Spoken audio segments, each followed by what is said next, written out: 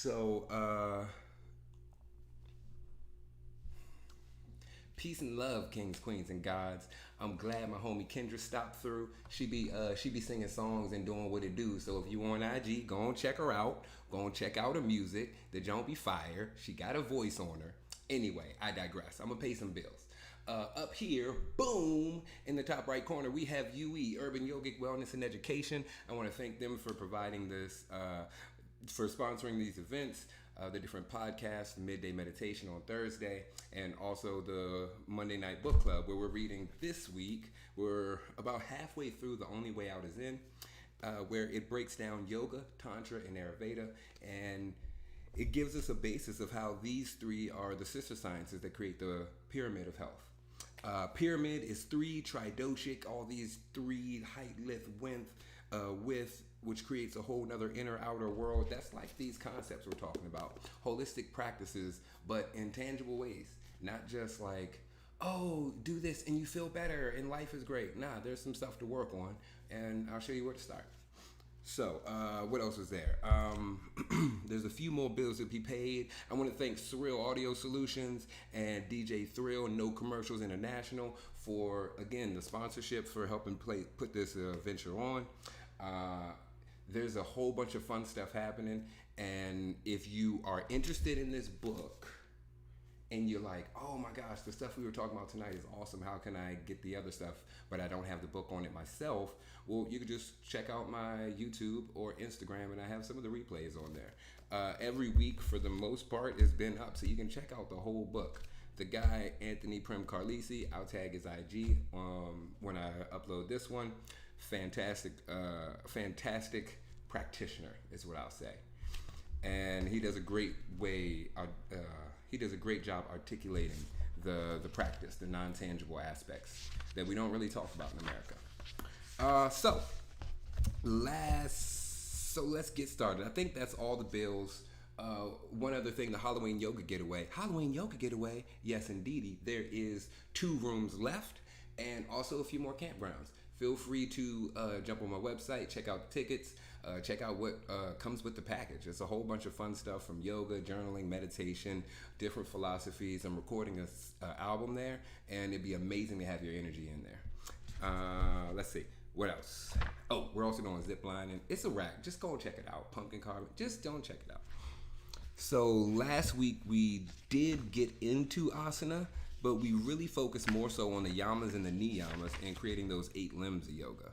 The Yamas, just to give a brief backdrop, the Yamas are those self-restraints that we put on ourselves so we can see where our energy is leaking. And then from there, we can make those adjustments to refine the energy that we do give out. And I'll go over them real quick. There's ahimsa, non-violence; asteya, non-stealing; satya, truthfulness; aparigrahya, non-possessiveness; and brahmacharya, going in the direction of God. Maybe it's God in the form of, like a higher being if you're religious. Maybe it's the universe if you don't connect in a religious standpoint. Maybe it's your goal, your life mission. Maybe it's your purpose. It's so many options. And how does that apply to you? If you want to join the discussion, ask questions and everything, hop on my website, thefloatingyogi.com, and sign up for the Zoom room. You can come in and you'll see it on the cool camera and all this other fun stuff happening. Yeah. And I'll drop you in. The next one is the Niyamas. The Niyamas are fixed observances or adhering to discipline with regularity. A lot of times we look at discipline as like, discipline, oh, I have to get stiff and rigid. However, the true definition of discipline is to have the capacity to discover something new about oneself. The impact in having a practice that you do the same thing over and over, it challenges the mind to think differently in the same situation. So it allows us to open up different aspects to ourselves. Hey, I didn't think my body could move this way, so then maybe the hip opens up a little bit more. I just got a pop when I did that. I don't know if it's going to be on the playback, but it happened. Anyway, as we think differently, we can move differently. Doing the same thing over and over, we're challenging our mind to find new, exciting things in the same stagnant, normal, what we could call mundane life. However, doing that is where the true benefit comes in. Because once we can find the extraordinary in the ordinary, then an ordinary day can be the most impactful thing in your life. Just sit on that. So those niyamas. We have tapas, which is let me go in this order because they got the cool stuff. All right, so they have saucha, which is cleanliness inside and out. So meditate, eat good, drink water, do your asana so you can move those toxins out of the body. Brush your teeth, blah, blah, blah. Santosha, which is contentment. We talked about this last week. Contentment is being at rest in oneself. Not saying that you have no urge to be better. However, you're perfectly fine where you are. If it is exactly the same day in and day out, like the same routine, you're all right with it. You're okay. And moving from a place of contentment is so much better than moving from a place of thirst. Because when you're like thirsty out in these streets, you're willing to do anything to get something that really might not even benefit you. So, or something that really isn't even what you want. So, we can go on contentment and santosha forever. I'm gonna keep it moving. Then there's tapas, which is purification and fire, and that's generated from the intensity from your spiritual practices. So that's like challenging yourself when you think you don't have the energy for something, and then you pull it through. Challenging yourself when you don't know if, you're like, oh, I don't know if I can do this, but then you get up and try it. Then you start that sweating. Then you start raising the temperature of your body. Those toxins that aren't able to withstand those heats and those temperatures start to burn out. We were talking about ama and toxins and how they're accumulated in previous sections. Go check out the previous recordings after this one, because we vibing and we live now. Hey. All right, so then we got Swadhyaya. Swadhyaya entails the study of scriptures and observing oneself, whether it's through like yogic discipline, conscious breathing, observing your feelings, experiencing your body, using mantras, something to, like that Sith meditation that I've been speaking on. That would be a great version of watching yourself, observing oneself. In spiritual texts, I like to look at that as, if you got the Bible work. You know, if you got like the Quran works. If you got, I ain't even going fake, anime be setting me straight, yo. If you all have not seen Black Clover, if you all have not seen the lessons in these animes, yo, they're teaching the kids to be real humans. I love it. I love the messages. So that could be one of those spiritual texts that you refer back to. They could. That's one of the ways that I got into yoga, watching anime, seeing the correlation in the philosophies and how it cross-referenced yoga for like majority of the things that were going on. Okay, I keep going.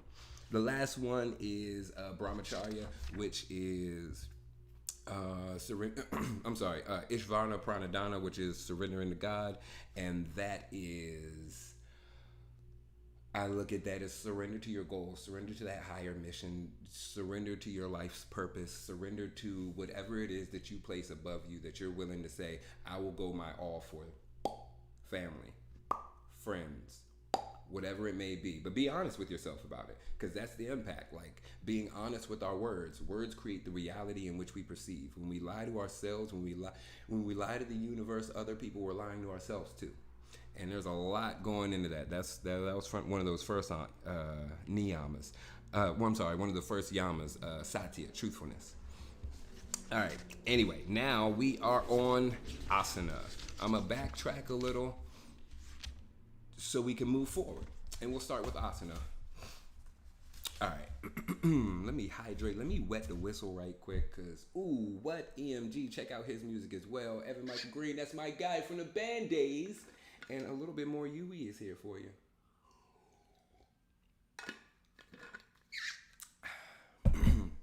All right. The third limb, so those are the first two limbs. Now we're on asana, the third limb of yoga, one of 8. The third limb is one that we're all familiar with when we hear the word yoga. Typically, this brings to mind the image of someone wrapping their leg around their head or sitting in some sort of pretzel pose. The funny thing is about this that out of all of the 196 Yoga Sutras, Patanjali refers only to about 3 or 4 on asana, mainly the cross-legged seated position, which creates a firm yet relaxed posture for going deeper into oneself through meditation. This is the main purpose of asana, is to secure a platform for meditation. So the main purpose of these poses is to open our body up so we're all right to sit still, to sit down and shut the hell up. For real. It's that simple. It's not about, oh my gosh, yeah, I'm stressed, let me do this now. If I'm stressed, that means there's something that's affecting me here, and it's expressing itself here. Yes, I can solve that temporary solution, what's happening physically to me, or I can ease the pain so I can sit with the things that are going on up here, right? So, I'm gonna read that one more time. This is the main purpose of asana, is to secure a platform for meditation. We have come to use the word asana to be a definitive word representing yoga. The way Patanjali speaks about asana is where you end up after many years of hatha yoga physical practice. So according to Patanjali, asana is a small step, but a pivotal one, since a strong foundation is needed for ascension. All right, and then the main sutra on asana is, when balanced in asana, a simultaneous feeling of the opposite qualities are created. One quality is sithra, the other one is sukha. Sithra is a feeling of strength, stability, and firmness. So we want to be stable, and when we are practicing, we want to be firm, we want to feel like we have strength to do and move however we choose. Sukha means happiness, lightness, and space.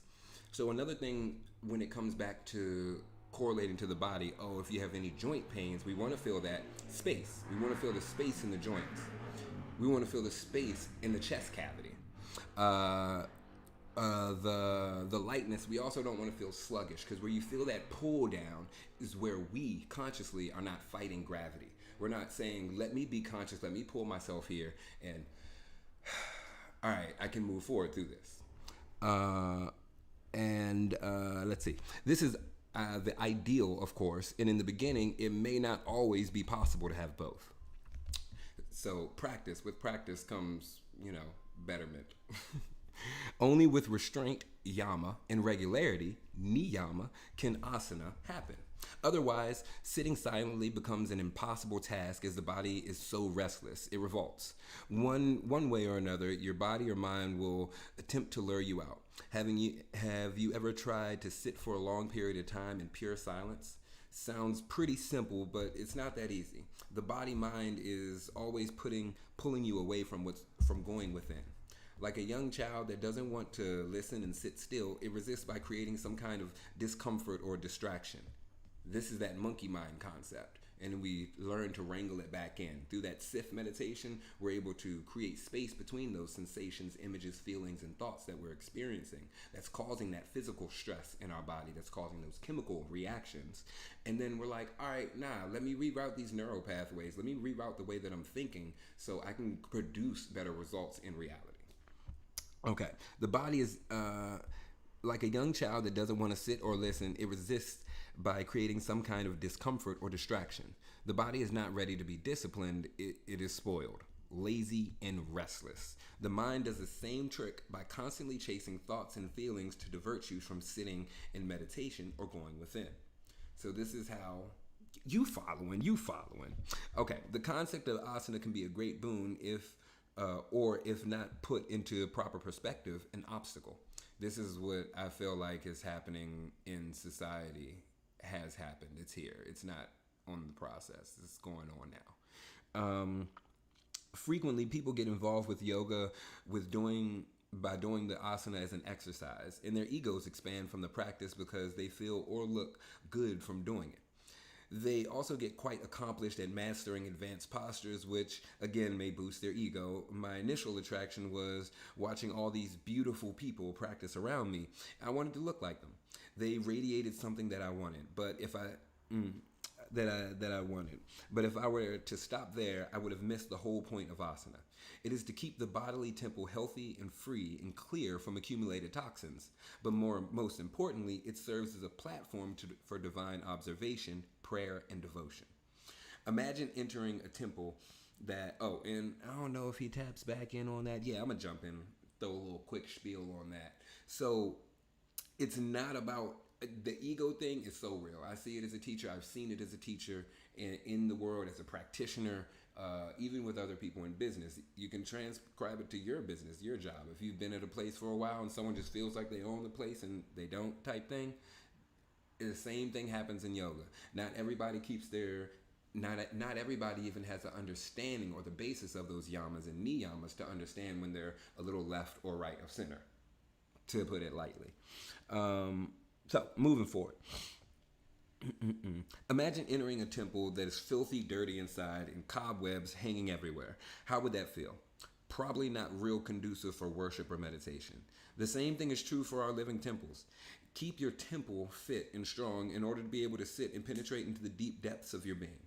It takes a tremendous energy to pierce the veil of illusion. The mind has such a strong hold on reality.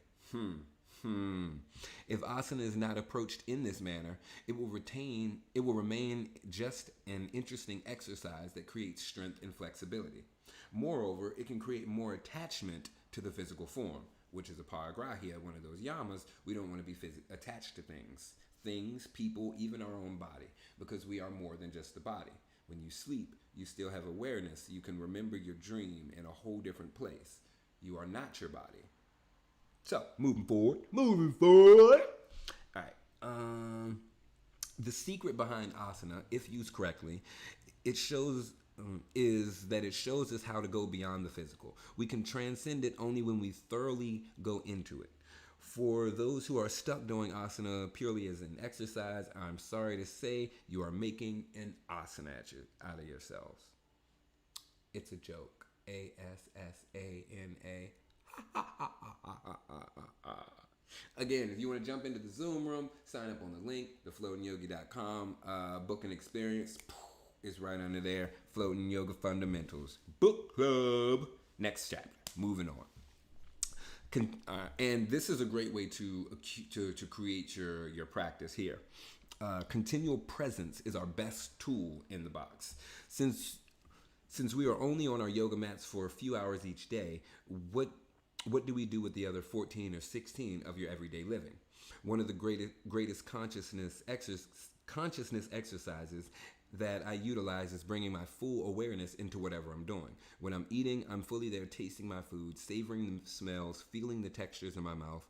When I'm walking, I'm feeling my body walk.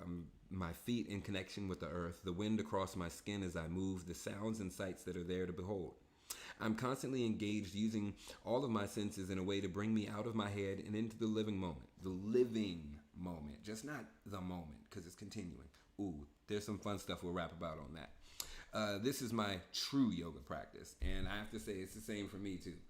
It's not all about just getting to my mat. Oh, let me do this for my mat. No, it's so much more off of the mat. The mat gives me a picture, a mirror of how I'm moving, what I'm doing, and what are some of the things, the little adjustments I can make that can make my day a little bit more free-flowing for me. And I'm not able to say that. I'm going to get up in a minute. Okay. This is my true yoga. Okay, this is easier said than done. The mind is always looking for something new to chew on. We were talking about that earlier in the book. The importance of being present carries over into the 7 or 8 hours that we sleep at night. And that's 1/3 of your life, or 26 years if you live to be 80.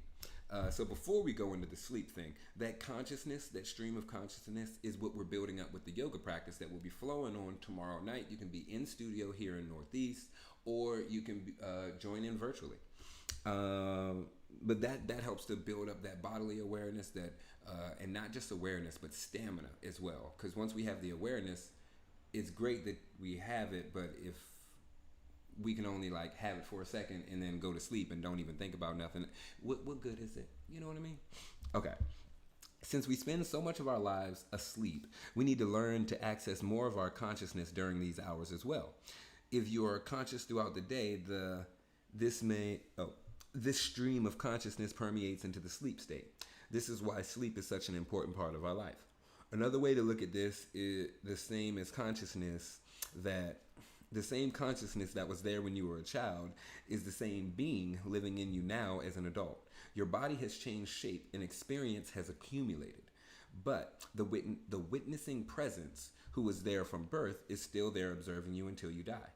I keep a picture of myself as a child around the house to remind me of the innocence that's still there hidden inside me, my inner child.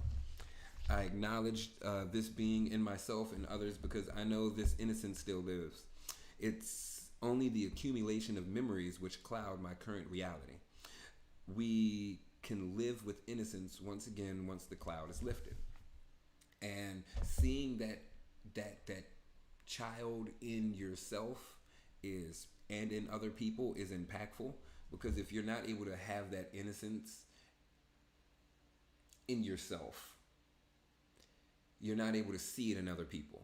So then things that they do can be seen as malicious, hurtful, and that could just not be the case. But if we look at everyone as like, no, they didn't mean to do that with that type of intention, then we can like take a step back and not take it so personally and it not affect us or knock us off of our, fence or wherever we are.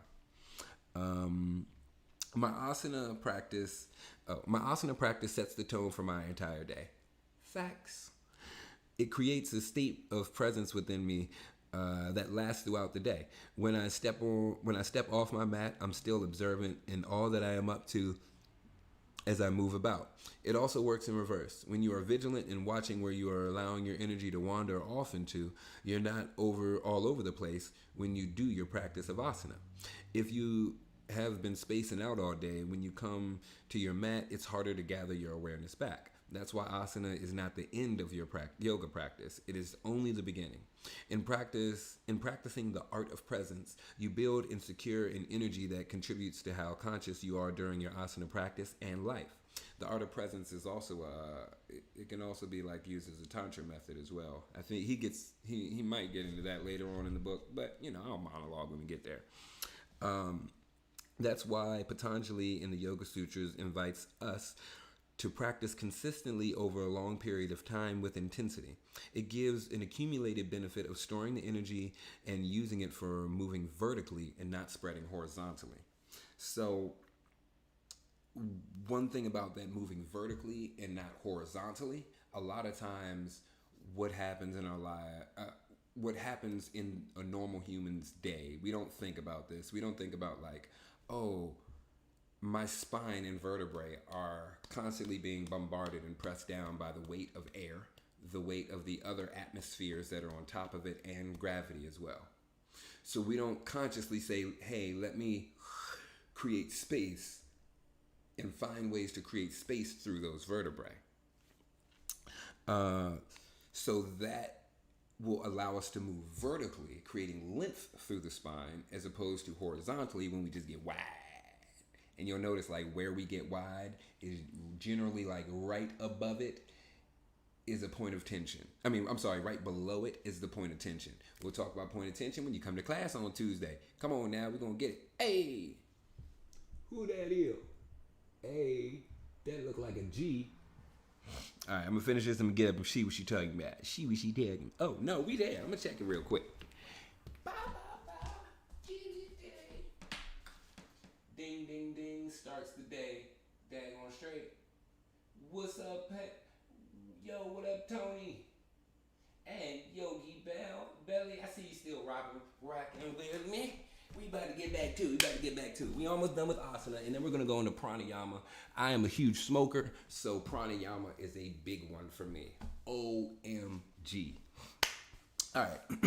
Ashtanga Vinyasa yoga, unlike other styles, is the dynamic moving form of yoga asana. It takes what Patanjali has said about asana one step further by adding a therapeutic qualities. It cleans and clears all the nadis, the pathways, and it purifies all the organs by making the body squeeze and move in different positions and pushing the toxins out through the skin, bowels, and lung and bladder. In the tapas, purification, the one of the Niyamas, there is a calming of your mind and body that allows you to sit still in the seated asana of which Patanjali speaks. This is one of the main reasons for practicing asana from the spiritual aspect. Once the body is cleansed and purified, then it is prepared for sitting. The three best known asana in the Yoga Sutras are pretty much like lotus in some cross-leg form or sukhasana, like easy seated palm. Cross leg, just maybe they not cross, maybe they just one in front of the other, one behind the other. Osho has a form of emotional cleansing called dynamic meditation, where through super active exercises, you throw out all bottled up emotional garbage, so you are then able to sit in meditation.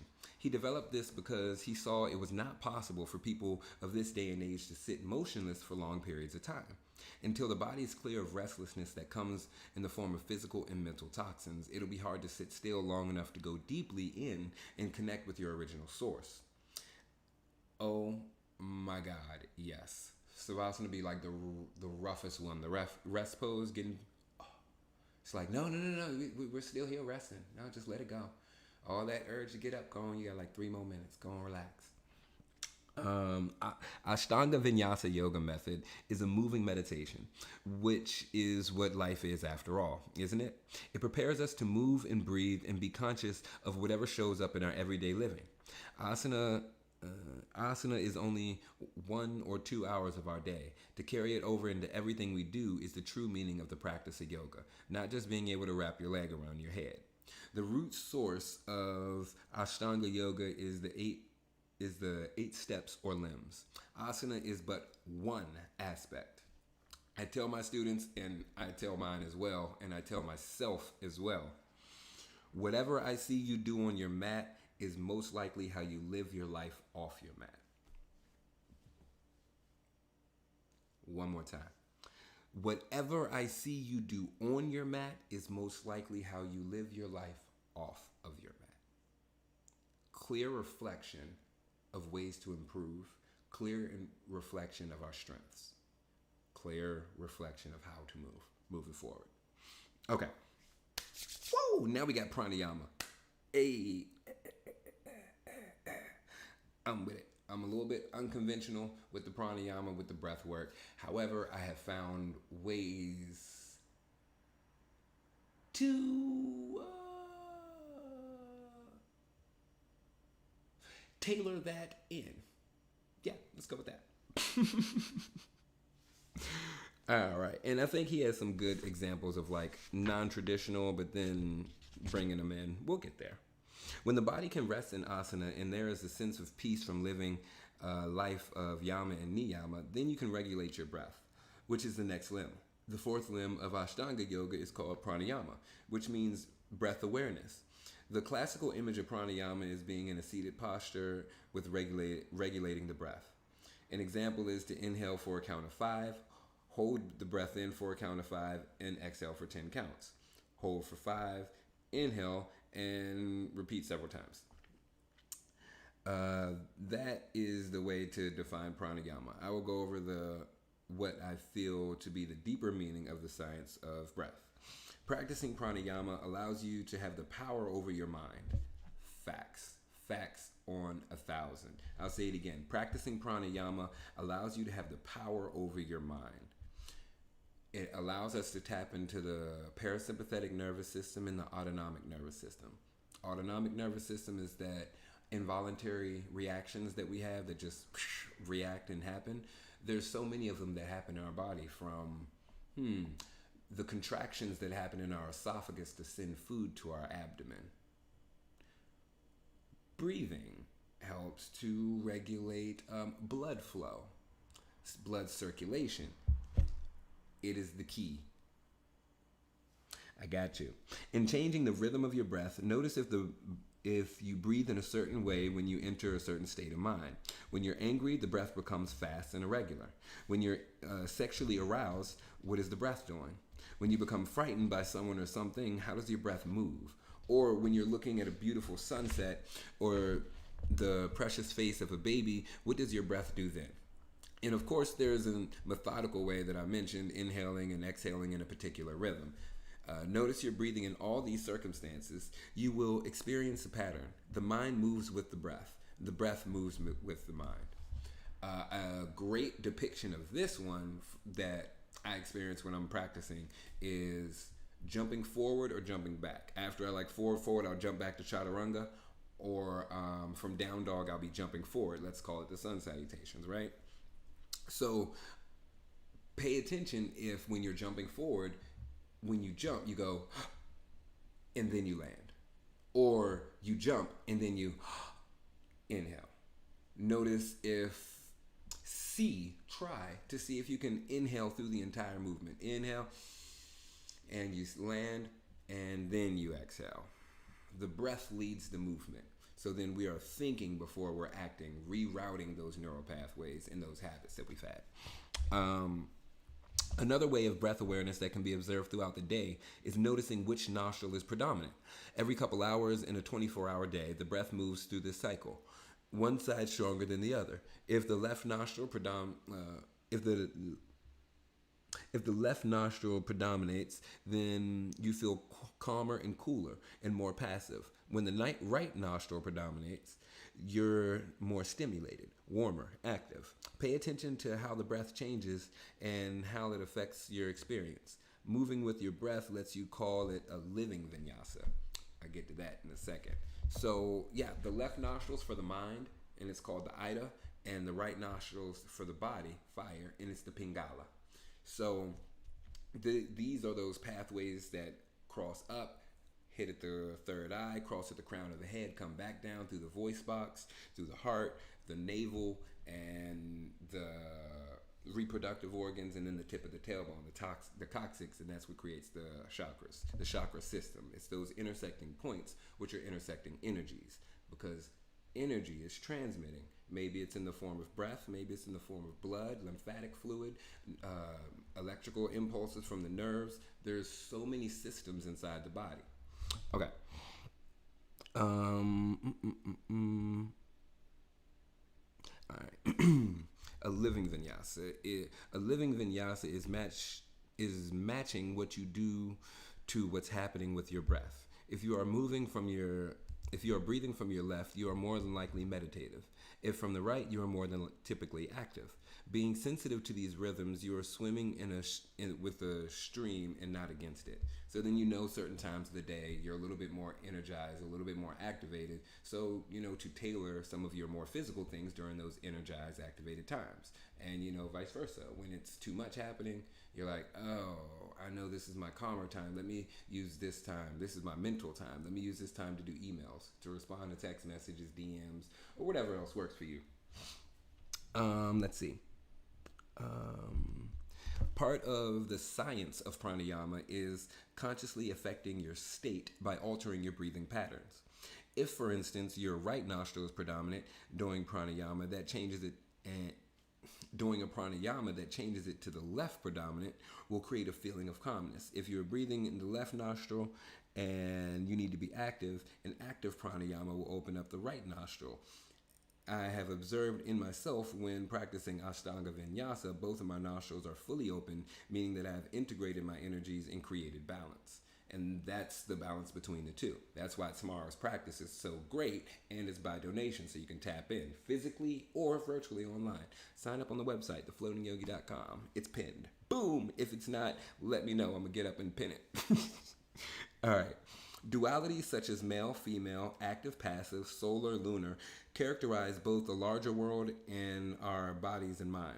When you do alternate nostril breathing, it balances the left and right hemispheres of your brain, which balances the left and right sides of your body, which in turn are reflected as the male and female energies in each of us, whether we live in a male body or female body. The word hatha yoga means union of sun and moon energy, the harmony of the male and female aspects of who we are. So this is what the true practice is really getting into, because a lot of that is mental, not necessarily like what we're physically doing, but we can get a grip of what's happening here using this body as a tool, as like a tool for a foundation. Buddha says the body is a tool to awakening, and I thoroughly agree with it. The more that I practice, the more that I connect my experience to this body, to what I'm doing, and take it away from the intellectualized information, because we swim in a sea of information. Oh my gosh, and it's so challenging. It can be challenging to differentiate, what could be helpful or what could just be like someone trying to get up. So, I continue. It's important to understand the underlying reason breath in pranayama is so important. What matters is how it operates, not the mechanical control of most yoga practices prescribed. Hold your breath for 5, exhale for 10, etc. Observe the subtle nuances in the quality of your breath in mind and how they affect your consciousness. Observe the subtle nuances in the quality of your breath in mind and how they affect your conscious. We were speaking earlier, and I was mentioning the difference between that we are not our bodies, and I was giving examples of different states of awakeness and different states of consciousness that we can experience that aren't necessarily connected to our bodies, i.e. sleep states, i.e. drugs. Maybe you like shrooms, little shroom action, hey. Maybe you like tree, oh. And it's here for you either way. That's what pranayama is all about. The seated observation of the breath in a systematic way is a mirror in which we can look at ourselves as we do in asana. When you're in a stressful situation, it's possible to regulate your breath so that you can relax. I was asked recently if I get nervous when I speak in front of people. In the past, I was petrified because I was overly self-conscious and extremely insecure. I gauged my self-image by other people's perception, so I had a lot invested in what other people thought of me. My breathing was shallow and held tightly in my chest. I would calm myself down by doing a set of pranayama before speaking in groups, which helped me at times. Now, as you can see with this book, I'm not worried anymore what to say. Now, as you can see with this book, I'm not worried anymore to say what I feel. The alternate nostril breathing, powerful. I love it. I do. There's a whole bunch of different ones. I'll be releasing a breathwork exercise and meditation that you can do and follow along with, just to help clear out these upper meridians, nadis, sinus cavities, however you perceive this part of our body. We'll be able to open that up a little bit more. Yes, it will get the bottom, but I want to focus a little higher. Let's see. So regulating my breath gave me some space. It was a temporary relief, but my mind could regulate the tension again at any moment. Now my breathing is relaxed, calm naturally, which allows me to access unlimited resources within, effortlessly. True pranayama has become part of my life. The tool of sitting, watching, and breathing and counting is no longer necessary. Of course, I still do formal settings to aid in a particular situation or health reasons. It is impactful for health. I'm going to pin that one and keep going. I'm going to come back to it. Well, daggone it. Now, I already pinned it.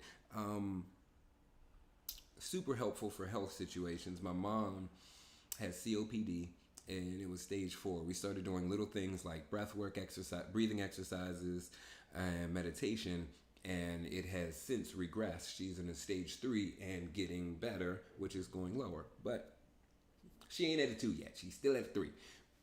We gonna get there. All right. And I know this is my guy because you're gonna see in a second. True pranayama has come. Okay. Of course, I still do it for formal settings and aid in particular situations or health reasons. Sometimes I'll do a set at 4:20 a.m. and a set at 4:20 p.m. just to shift my reality. Right? 4:20, right? Yeah. When I am free from my mind, I become a conduit, a vehicle, and an instrument to the divine, watching the cosmic comedy that is my life. Because, I feel like my life is a whole comedy. It is. Okay. If you have any questions, by the way, for the chat, if you have any questions for me, anything you wanted me to tap in a little bit more, drop it in the comments or slide in the DMs. Send me an email, video, voice message, whatever it may be. And, I'll get back to you. We'll chop it up, and figure out how we can grow from it. And by the way, have you heard of the 8th chakra? I call it the clown chakra. The image of this funny looking, it's not a real thing. I'm going to start here. There is an 8th chakra. I'll continue. Character with a really big nose, wild, crazy, multicolored hair with baggy clothes and big floppy shoes. When this chakra opens, the other 7 open as well. You become aesthetically happy and It happens quite spontaneously. This is when you realize how silly you've been your whole life. You begin to laugh uncontrollably, a deep Buddha belly laugh. I envision he laughs this way. I have no idea what Buddha sounds like. He is very Santa-like. All right. You begin to laugh uncontrollably. How you've been chasing a dream when all along you've had everything you could ever have dreamt of right now. This is the nature of the fool. He acts like a fool on the outside, but deep inside, he's full of wisdom. He has joy from the realization that life is one big cosmic joke. God just played the ultimate trick on us by hiding within, the very place we constantly refuse to look. We go on wandering for years, if not lifetimes, looking everywhere outside of when we only had to look inside. That's fucking funny. That's in the book. This is why I be fucking with them. That's fucking funny. And a sense of humor. And if you were going to hide something, how clever is that? Right underneath your very nose. Yeah, we're going to end we might get into Pratyahara because that's something that we don't get to talk about. But I'm almost done. Yeah. Something interesting yoga research about breathing. There is an institute in India called Kavaldama, which discovered some very interesting facts about breathing. You know the place I described earlier where you learn all the crazy cleansing practices? They did research on how different postures and breathing exercises affected the nervous system using modern scientific instruments and protocols to measure their effects. There's a system inside each of us that regulates the automatic bodily functions like your heart beating, digestion, breathing, called the autonomic nervous system. Involuntary. This system is wired to function automatically. One part of this automatic nervous system is breathing. We do not have to tell ourselves to breathe, yet we have the ability to control our breath. So as much as it is an involuntary operation, it is also voluntary as well. At the Institute, they described how yogis through their breath tapped into this nervous system.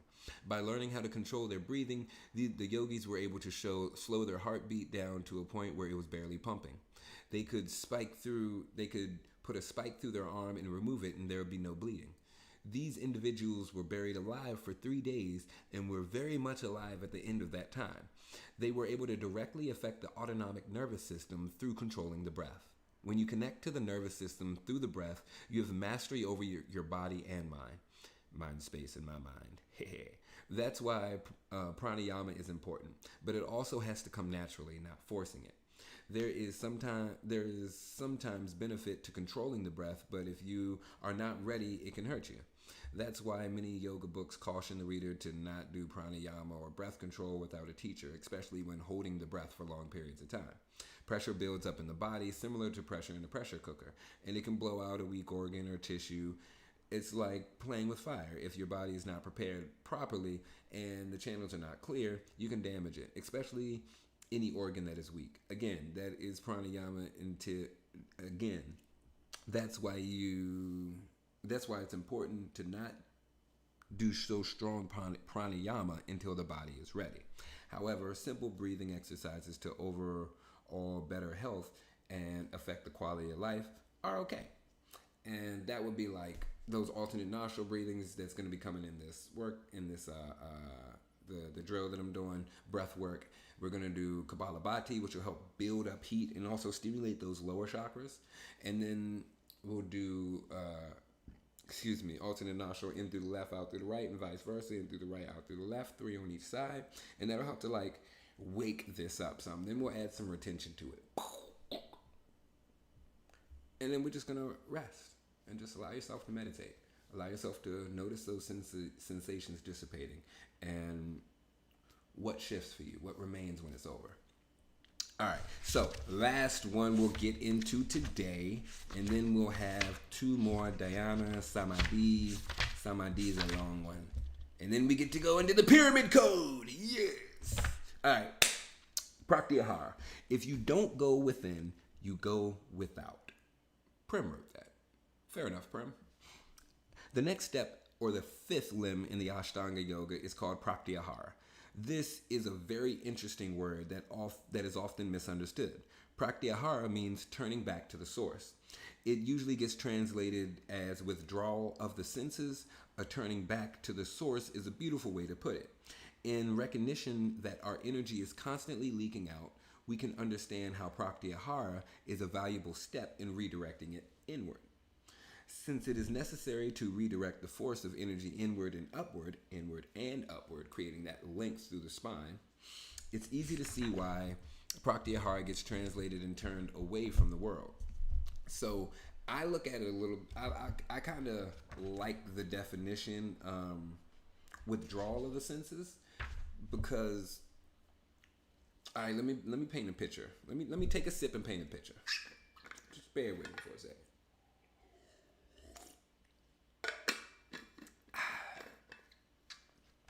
All right.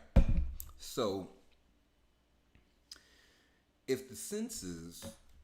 we're constantly perceiving a sensation, image, feeling, or thought from this external world and from this external world, how will we be able to know the difference between the "I want this" that you say out loud and in your head, and like, how would you know the difference between what is programmed from outside or what you really want, what your spirit desires? So that's why withdrawing from the senses, I feel, is important, because, and I have some meditations and stuff we could rap about a little bit if y'all got some questions, but I feel like as you withdraw from the senses, you have a better idea, like, I'm not going to respond to when I say certain things in my head. All right, then I'll start to realize what it sounds like. I'll start to realize the energy behind it, the intention behind it. I'll start to realize the direction it's going. So then that gives me a good idea to say, to just clean the slate and have a fresh mixing board, per se. A fresh mixing board for any new information, any new sensory inputs that are coming in. So I'm all on it. I kind of agree with what he doesn't, but we're gonna go on. We're gonna go on and see how it still comes back together like butt cheeks. Watch. All right. Yogic texts that emphasize that you withdraw your senses from the world are basically saying, don't enjoy sense pleasures because that is not yogic. Utter nonsense. Yeah, no, enjoy them shits. Utter nonsense. You're doing the work to make yourself feel it on a whole new level. Definitely enjoy it. The secret is the world doesn't use you up. Your mind does. Everyone is operating from the mind, so there you have it. If you want to identify the devil, that's it. It's not this mythical figure with horns on his head. It's our minds that has conjured up this demon within. This has created the living hell on earth that is opposed to Christ, heaven on earth, opposed to Christ, heaven on earth. Therefore, we can't pinpoint an accusing finger to say that the world is screwed up. Existence is what it is. It is simply just there in its rawness. That's how we create it to be in our minds that matter. And so it's how we create it in our minds that matter, and how we participate in it matters most. So like, oh, I get some shitty vibes, but that person was fake anyway, fuck them. You could go that route, and then you're putting that energy back out. MJ, my man, he has a great one. I'm looking at the man in the mirror. Oh yeah. All that. Like, come on now. Like, for real, we know exactly what it is. This will determine whether we screw up the world. Boom. Next line sums that up perfectly. We have a choice, but it is not possible to remedy the situation if the direction you are taking is opposite to the direction you need to go. Ooh, I wish I had my pen out. Damn it. I'm going to say it again. We have a choice, but it is not possible to remedy the situation if the direction you are taking is opposite to the direction you need to go. There are many problems, but only one necessary solution. Herein lies the solution to all our woes. Head in the direction of source, go within. Or that higher goal, that purpose, like we were speaking on before. Since we were young, we've been fed contradictory information, leaving us never sure what is true and what is not. We go on believing superstitious lies, trusting the adults that have perpetuated them out of fear and denial, but mostly out of ignorance. Look around the globe. Do I have to spell it out, the madness that is printed everywhere in the newspapers and the magazines? Utter confusion based on no substance, all rooted in what the ancients have called Maya, the illusion, the myth that life is the way it is, based on what we know from our minds. And that is crazy. Facts. Because we only been here, I've been here 33 years. That ain't nothing. That ain't nothing. This world been here so much longer than me. I'm just realizing the stuff that's already been going on. Come on now. Our mind interprets this sensory information and turns it into a belief system that we grow up with as Christian, Buddhist, European, American, Asian. We have these 5 senses that are fundamentally openings for experiencing the world. I like that. We have 5 senses that are fundamentally openings for experiencing the world. Your eyes are windows, your ears are openings for sound to enter, all your skin is meant to feel sensations, your taste is for perceiving what nourishes you and what doesn't, your nose for allowing fragrance of whatever scent to enter and penetrate your being. Pratyahara is tuning your senses inward. Simply to experience is to become like a child once again. No meaning behind it, quite difficult to do. Try it sometime. Look for a flower or a sunset or notice what happens is one thought after another. But there is a home inside waiting no matter where you go. The source is always present. Presence equals present, and presence is a present. It's a gift. All right. And to tap back on the Pratyahara, that's how it coincides. Turning your senses inward. I'm learning and adjusting these senses so I can tune them. This is how loud it is in reality. This is how loud it is in my head. This is how vivid I see it in my mind. This is how vivid reality is. I'm going to make it more vivid in my mind than it is here. And I'm going to track that here. That's the law of attraction. So we are finishing up. We got Dharana, which is page 155, who we'll start with next week. Dharana, Dhyana, and then Samadhi. We'll go into those, and maybe we got time to get into the pyramid code. That's got some fun stuff with like how energetics works, pyramids. They got some quotes from Albert Einstein. I'm sure Tesla's in here because he be dropping gems. I think I just saw his name. I'm not even gonna look. I digress. So, with that being said, it was great vibing with y'all today, going over some of these things, some of these joints. Monday night, we are here with Floating Yoga Fundamentals Book Club. Thanks to UE, Urban Yogic Wellness and Education. Yeah, you're not able to see it on Instagram, but it's here on all the other platforms. For UE, redefining... defining how we see health and wellness in the Black community, and Surreal Audio Solutions. I'd like to thank DJ Thrill and No Commercials International. Also, Anthony Prim Carlisi. This book is fire.